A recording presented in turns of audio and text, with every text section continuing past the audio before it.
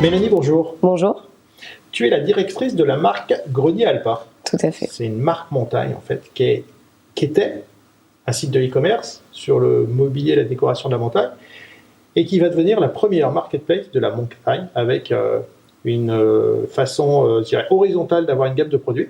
C'est ça. Pour être la référence de tout ce qui est montagne.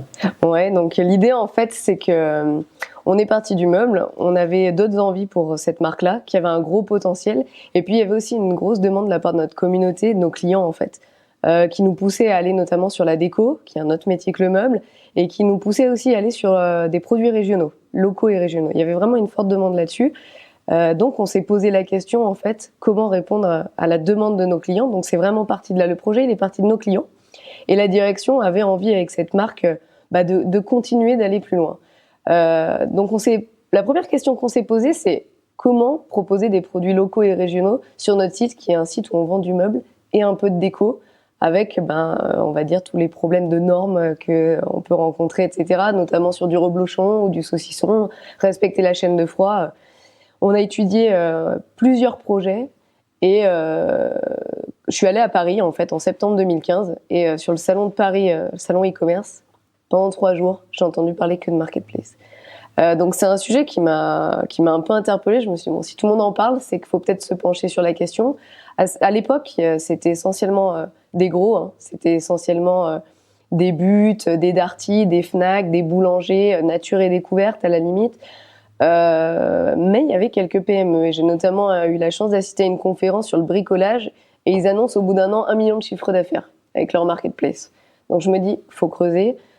On a creusé le projet, et en fait, plutôt que de se cantonner aux produits locaux et régionaux, on s'est dit, on a une Ferrari, parce qu'une marketplace, c'est une Ferrari, hein. Une fois qu'elle est pluguée sur votre site, vous pouvez répertorier le nombre de produits que vous souhaitez, le nombre de références que vous voulez, tous les vendeurs que vous voulez. Donc c'est vraiment une Ferrari, quoi. Il suffit juste d'appuyer sur la pédale progressivement. Et là, on s'est dit, mais avec le potentiel qu'on a, la légitimité qu'on a, puisque nos patrons, ils sont au Savoyard, nous, notre siège, il est en Haute-Savoie, on s'est dit, on connaît nos produits, on connaît la montagne, on vit à la montagne, pourquoi pas devenir carrément la première marketplace dédiée à la montagne, tout univers confondu, et pas que le meuble, la déco, les produits régionaux, mais aussi demain, tout ce qui concerne le loisir, donc tout ce qui est outdoor, randonnée, ski, luge, tout ce qu'on peut imaginer, mais aussi le textile. Demain, sur Grenier Alpin, vous trouverez des bonnets, des gants, des écharpes, des vestes, aussi bien sportifs que plutôt street, hein, que urbain. On s'est dit qu'on allait aussi proposer tout ce qui est cartes et guides, tout l'univers enfant aussi. On a beaucoup de demandes sur l'univers enfant, et les Alpes, c'est une région qui est assez familiale. On vient beaucoup aujourd'hui en montagne en famille, donc on s'est dit, allez, on tombe les barrières, on sort un petit peu de ce qu'on sait faire, et on va aller chercher ces nouveaux marchés grâce à la marketplace. Donc c'est ça que tu appelles horizontal. C'est ça. C'est pas une verticale de produits dans toute sa diversité, non, c'est tout ce qui concerne la montagne dans tous les secteurs donnés. Ouais, tout à fait. On aurait pu se dire, allez, on est déjà leader, puisqu'on est actuellement leader, hein, sur la vente en ligne de meubles en pin et de meubles savoyards, montagnards destinés au chalet. On est déjà leader sur le web. Donc on aurait pu se dire, on rentre encore plus de références, on écrase le marché au niveau du meuble. Ça n'a pas été c'était pas ce qu'on voulait faire, c'est pas ce qu'on a retenu, tout simplement, en fait, parce que c'est pas suffisant.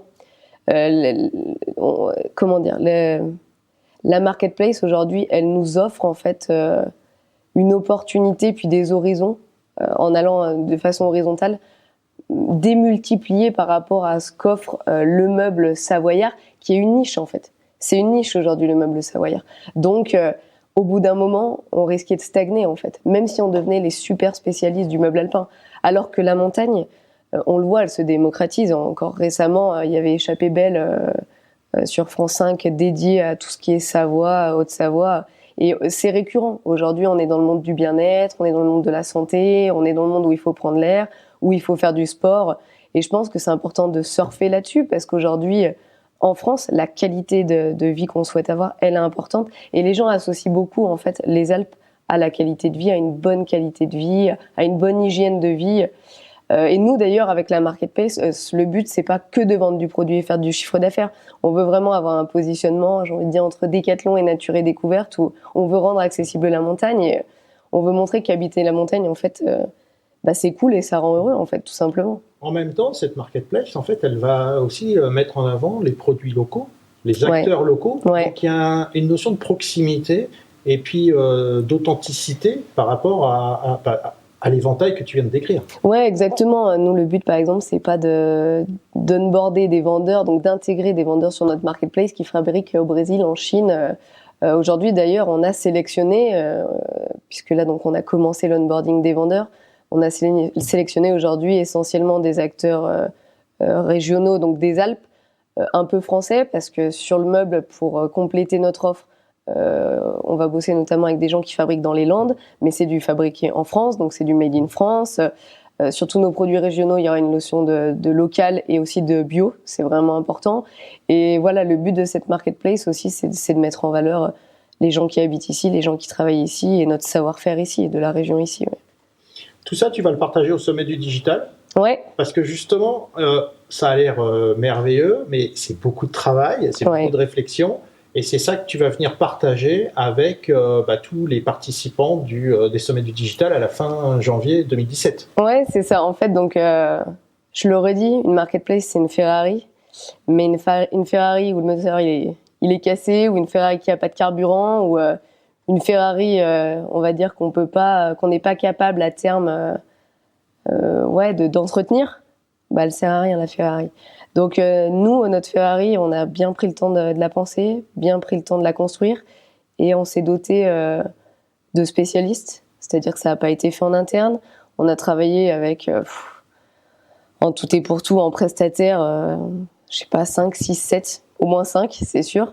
C'est 12 mois de travail. On a dû renforcer nos équipes aussi en interne. Ça a un budget qui est très très important, surtout quand on est une PME. Faut savoir que ces acteurs spécialisés des marketplaces, leur business model, c'est de prendre un pourcentage des ventes. Et il y a des délais, il y a des deadlines, c'est-à-dire que quand on signe les contrats avec eux, on n'a pas 5 ans pour développer sa marketplace. Ils nous imposent des délais. Et au bout de ce délai-là, par exemple, si on n'a pas attaqué, ils déclenchent malgré tout les mensualités. Donc, c'est une course contre la montre, parce que pour des PME, ça peut vite être des mensualités importantes et mettre en péril parfois la structure. Donc, il faut quand même bien réfléchir à ce projet-là. Nous, je pense qu'on avait pris connaissance à 70-75% des enjeux financiers, mais on en a découvert en route quand même. Donc, heureusement, on avait les reins assez solides pour pouvoir absorber, on va dire, les petites surprises qu'il y a sur le chemin. Mais voilà, c'est beaucoup de travail. Aujourd'hui, depuis un mois, nous, les équipes, c'est du non-stop. On compte pas nos heures, on fait des nocturnes pour pouvoir... Parce que la plateforme sort bientôt. Voilà, la plateforme sort bientôt. Donc, pour les sommets du digital, elle sera déjà en ligne. Donc, vous aurez la chance de voir les résultats.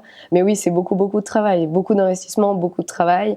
Et puis, il y a des doutes, quoi. Tant que c'est pas lancé, faut recruter les vendeurs. Les vendeurs, faut qu'ils vous suivent. Quand vous êtes une petite PME, que vous n'êtes pas un Nature et Découverte ou un boulanger, que vous arrivez en disant, voilà, nous, Grenier Alpin, notre projet, c'est ça, notre concept, c'est ça.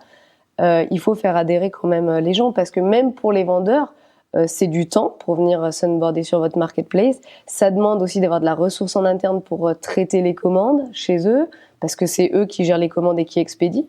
D'accord ? C'est leur produit. Nous, en fait, on n'est qu'un service. En fait, notre marketplace, notre site en ligne, c'est qu'un service. C'est une sorte de passerelle, en fait, entre le vendeur et le client final. Donc, de leur côté, ça demande également de l'implication. Nous, on a choisi donc de travailler en local, des fois avec des vendeurs, enfin des partenaires. J'aime pas trop le terme de vendeur, je préfère dire que c'est des partenaires qui avaient des très petits sites internet, qui n'étaient pas forcément des experts du web. Donc, il faut aussi les former à tout ça, leur expliquer la démarche. Donc, ouais, il y a beaucoup d'enjeux, quoi.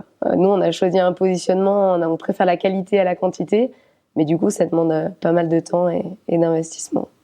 On partage tout ça au sommet du digital ensemble. Très bien, merci beaucoup. Merci beaucoup, Mélanie.